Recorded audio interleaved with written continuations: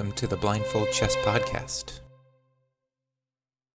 Fabiano Luigi Caruana, the chess phenom who was the youngest American to earn his Grandmaster title, the youngest to win the Italian Championship, the current top U.S. player, and the number 2 player in the world. His accomplishments go on for a while, but currently he is playing in his 5th candidates tournament, aiming for the World Championship. Born in Florida in 1992 to his Italian parents, he moved to Brooklyn when he was 4. He played in an after-school chess program when he was 5, when his chess talents were discovered. Later that year, he played in his first tournament. Starting in 2005, he moved to Spain to pursue chess full-time, playing under the Italian flag, working with a variety of coaches to move him up the rating ladder. His rating graph looks like a vertical line starting from 2005 to 2009, where he climbed from 2200 to 2640. In 2007, he obtained his final Grandmaster norm and became the youngest American and Italian to earn his Grandmaster title at 14 years, 11 months, and 20 days, beating Hikaru Nakamura's record of 15 years and 79 days. Later in the year, he won the Italian Championship with a +8 score to become the youngest Italian champion. The next year, in 2008, he won the Chorus C tournament, the Tata Steel tournament, and won the Italian Championship again. The next year, he won the Chorus B tournament, becoming the first player to win back-to-back Chorus C and Chorus B tournaments.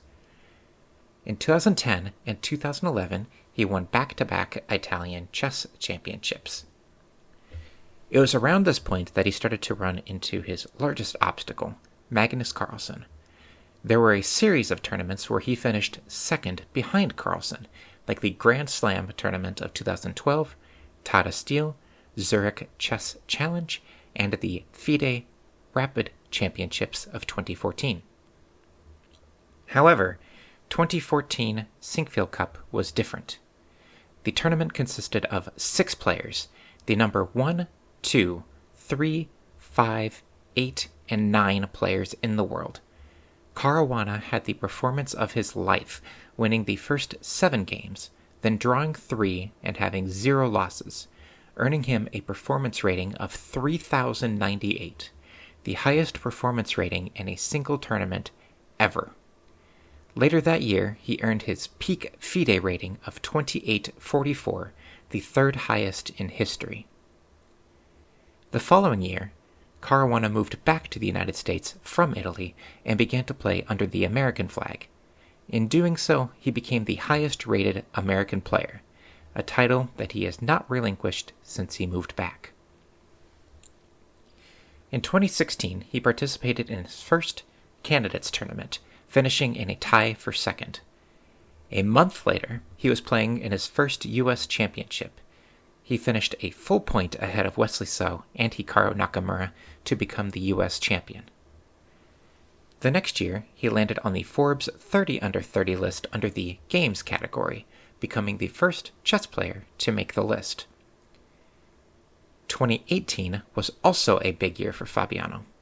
In March, he played in his second candidates tournament, where he won and advanced to play Magnus Carlsen for the championship.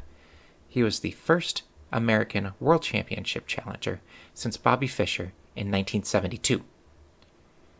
The match against Carlsen was close. What else do you expect when a world number 1 plays a world number 2? The first game was 115 moves long. Game 6, Fabiano had a quote-unquote chance to win with a forced mate in 30 on move 67, but they ended up drawing.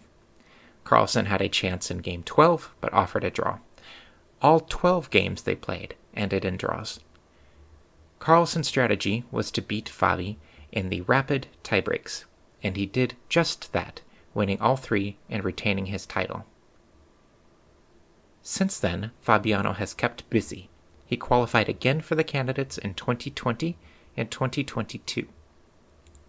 He won his second and third U.S. Chess Championships in 2022 in 2023, and now he is playing in his 5th candidates tournament to try to dethrone world champion Ding Liren. In today's game, we are going back to the World Blitz Championship of 2010. Fabiano Caruana versus Boris Gelfand.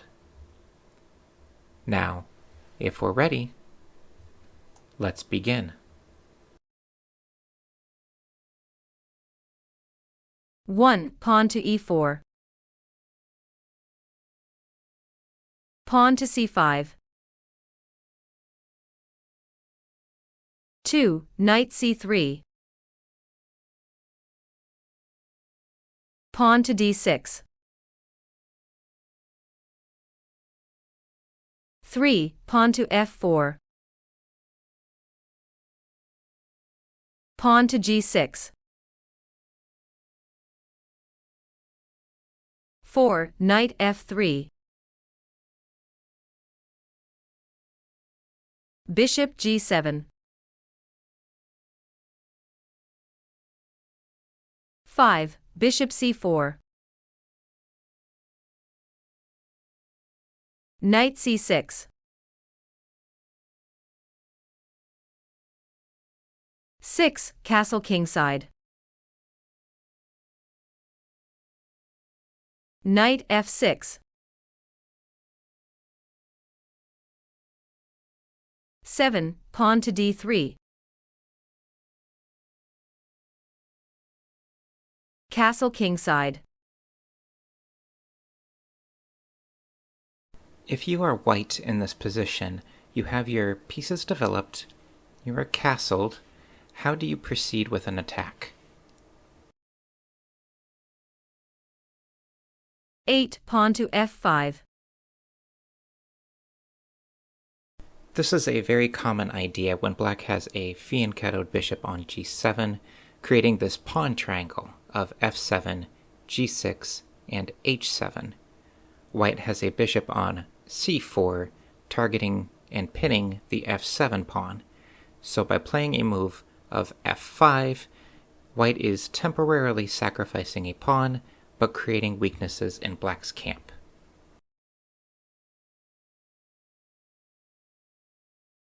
Pawn g captures f5.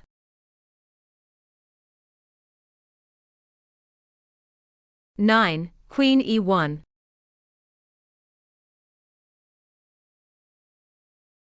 Pawn f captures e4.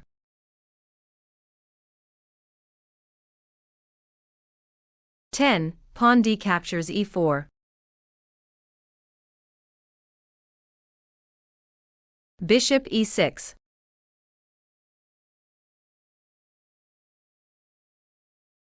11. Knight d5.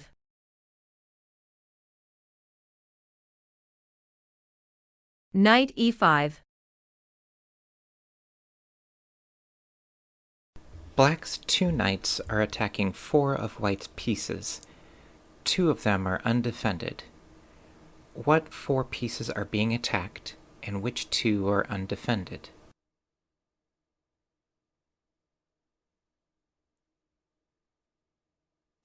The knight on e5 is attacking the knight on f3 and the unprotected bishop on c4, whereas the knight on f6 is attacking the knight on d5 and the unprotected pawn on e4.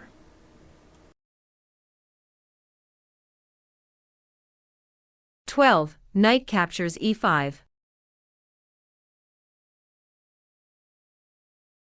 Pawn d captures e5.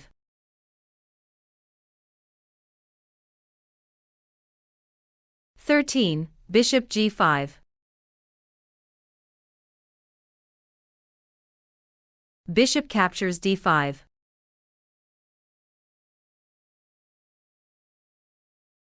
14. Pawn e captures d5. Queen d6.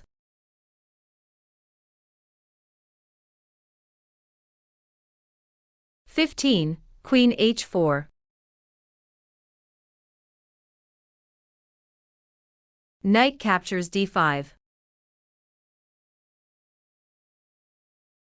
White is currently down 2 pawns, but they have an open F file, an open D file, a semi-open E file, and all of the pieces are pointed towards the king.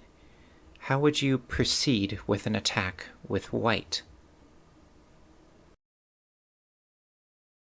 16. Rook A to D1. The idea of rook A to D1 is not necessarily to pin the knight to the queen, but to bring the last white piece into the action. Pawn to E6.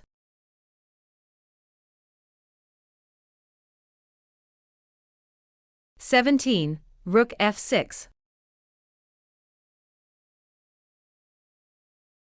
Queen C7.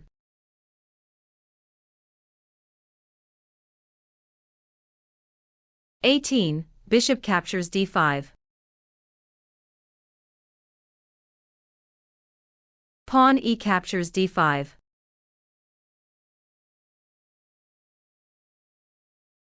19. Rook D3. Rook F to D8.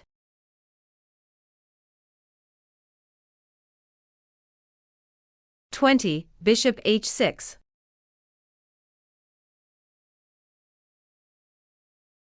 Bishop captures H6.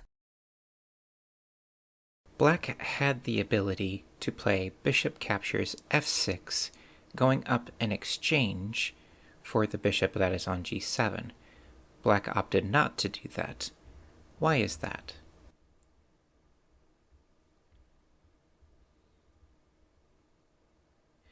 While yes, the bishop is worth less points than the rook, having the bishop capture on F6 and the white bishop recapture on F6, that creates a mating net where white can either play queen to G5 check or queen to H6 to set both of them up for queen to G7 checkmate. It was a way to block any black pieces from being able to defend. 21. Queen captures H6. Pawn to E4.